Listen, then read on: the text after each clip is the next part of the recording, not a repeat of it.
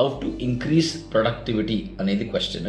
ప్రొడక్టివిటీని increase చేయాలి అంటే very very very simple thing అంటే first thing avoid multitasking. ఒక్క దాని మీదనే అన్నం తింటూ మొబైల్ చూడడం కాదు, అన్నం తింటూ టీవీ చూడడం కాదు, డ్రైవ్ చేసుకుంటూ మొబైల్ ఫోన్ ఇలా మాట్లాడడం కాదు. ఏదైనా సరే do one work at a time. That's the first thing.